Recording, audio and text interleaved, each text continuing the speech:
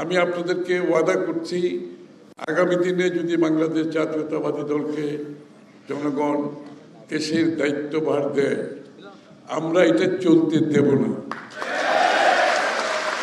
এবং এইখানে এই সমস্ত জায়গায় বড় ধরনের সংস্কার হবে।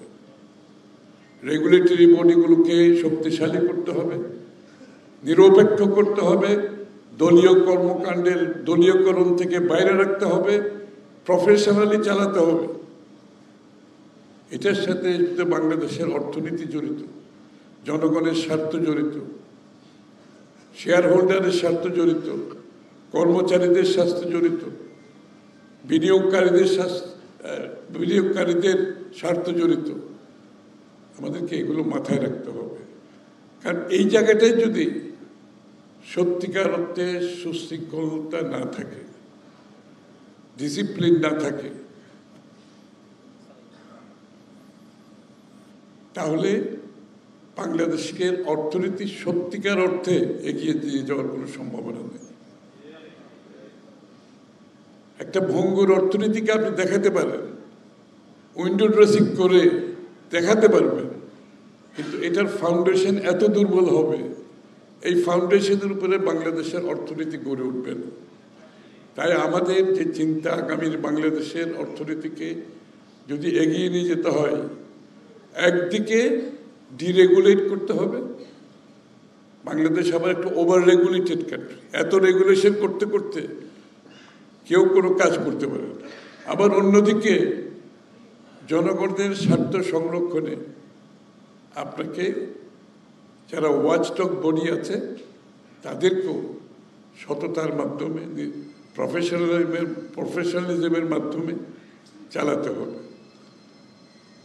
এখানে বড় ধরনের সংস্কারের প্রয়োজন দেখা দেবে।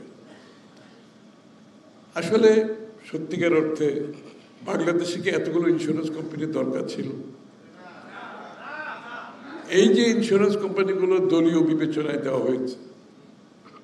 আপনার রুচির সাথে মানানসই স্টাইলিশ সব ডিজাইন থেকে বেছে নিন জংমুক্ত ও long lasting shine basin tap. Fittings shine তো সবকিছু ফাইন। দলীয় বিবেচনায় ওই দলের লোকজনকে দিতে হবে, এই জন্য কি ইন্স্যুরেন্স কোম্পানি দিতে হবে? এই জন্য কি ব্যাংক দিতে হবে? ব্যাংকিং সেক্টরে একই অবস্থা, ব্যাংকের পর ব্যাংক দিয়ে গেছে। তৎকালীন ফাইন্যান্স মিনিস্টার নিজেই স্বীকার করেছে, আমাকে এটা দলীয় বিবেচনায় দিতে হচ্ছে। আপনি চিন্তা করেন, একটা দেশের অর্থনৈতিক কর্মকাণ্ডে যেখানে সমস্ত দেশের আপনার উন্নয়ন জড়িত, অর্থনৈতিক উন্নয়ন জড়িত, সেখানে যদি আপনি দলীয় বিবেচনায় এইসব কাজ করেন, তাহলে সেই অর্থনীতি তো টিকে থাকতে পারে না, যেটা আজকে আমরা দেখতে পাচ্ছি। ব্যাংকিং সেক্টরে দেখেন, ইন্স্যুরেন্স সেক্টরে অনেককে দেখেন। এই জন্য জবাবদিহিতা ফিরিয়ে আনতে হবে। যেমন সরকারের জবাবদিহিতা ফিরিয়ে আনতে হবে, নির্বাচিত সরকারের মাধ্যমে আপনার কোম্পানিগুলোতেও জবাবদিহিতা আনতে হবে, অ্যাকাউন্টেবিলিটি থাকতে হবে। অ্যাকাউন্টেবিলিটি, জবাবদিহিতা ছাড়া কোনো দেশ চলতে পারে না, কোনো প্রতিষ্ঠান চলতে পারে না। এই বিবেচনাগুলোকে আমাদের মাথায় রাখতে হবে আগামী দিনের জন্য। পপুলার ইন্স্যুরেন্স কোম্পানি আমি আগেও বলেছি, আমরা এটা শুধু ইন্স্যুরেন্স আর ব্যাংকের মধ্যে না, আপনি ইউনিভার্সিটিগুলো থেকে টাকা লুটপাট করেন, প্রাইভেট ইউনিভার্সিটির নামে। ইউনিভার্সিটি করেছে প্রাইভেট ইউনিভার্সিটি, এটা কোনো লাভবান প্রতিষ্ঠান না। এটা আপনি শিক্ষানুরোগী হিসাবে বিনিয়োগ করবেন দেশের মানুষের শিক্ষার জন্য।